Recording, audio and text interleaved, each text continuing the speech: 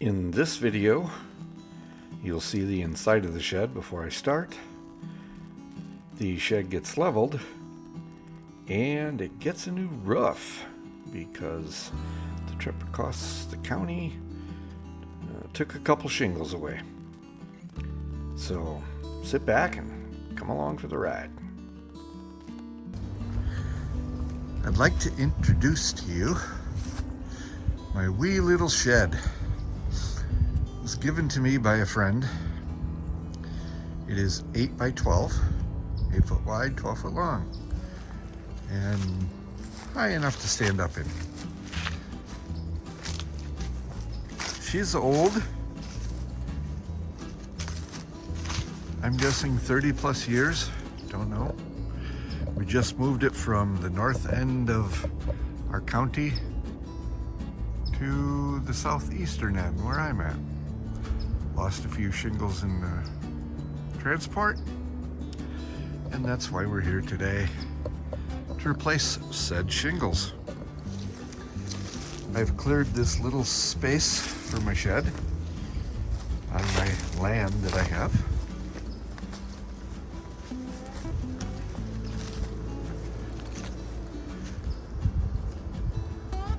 And I have a vision for the shed. We shall see what comes to pass.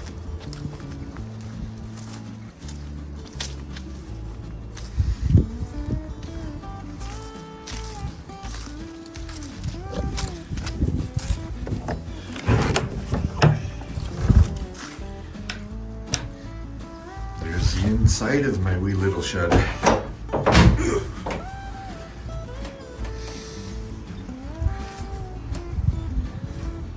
It looks like it has never leaked, or at least to any great extent.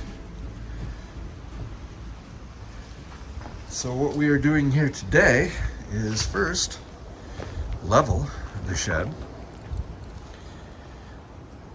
And once it's level, I shall commence the tearing off the old roof and putting a new one on. We'll see where the vision takes us, but if you look closely at that little potbelly stove, it might give you an idea. So let's see where this goes. I picked up this little potbelly stove on Marketplace. I drove about 60-70 miles to get it. It seemed like the right size for the shed, and I just like the looks of how old it was or looked. And I didn't want a huge stove, one, to take up too much room, and two, to give off too much heat, because we're only talking 8 by 12 with a 6 foot 3-inch ceiling. So this little guy, I think, is gonna fit the bill just right. So I've got the shed as level as it's gonna get. In the back right corner, it's a little high because the shed is warped from being sitting on warped ground for who knows how long. And I noticed this wood here, if you push really hard, you can actually see daylight. So what I did is I went and caulked all around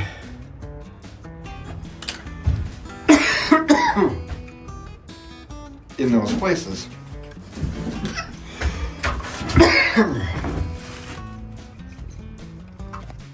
And now what I'm going to do is take these 1x2s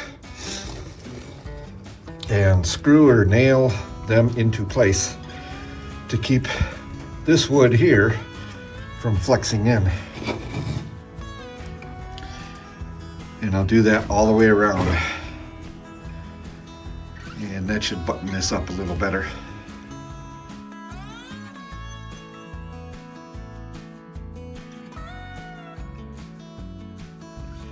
The next phase of today's project was to strip all the old shingles off and pull all the nails and fix a couple of places where plywood needed replaced. And you can see I've gotten that far.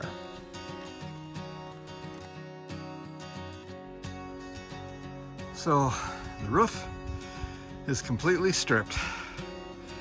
I got all the staples and nails out, and I had to replace a piece of OSB on this end down there. So now for the ice and water and drip edge.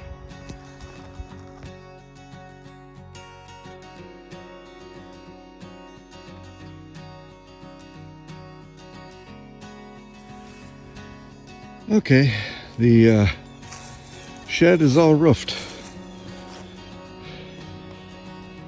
all watertight.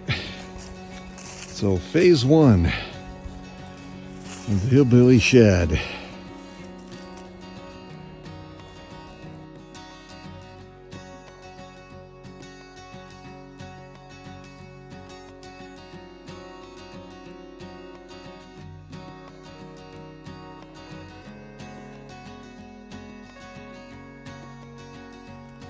So next time on Shed the Cabin,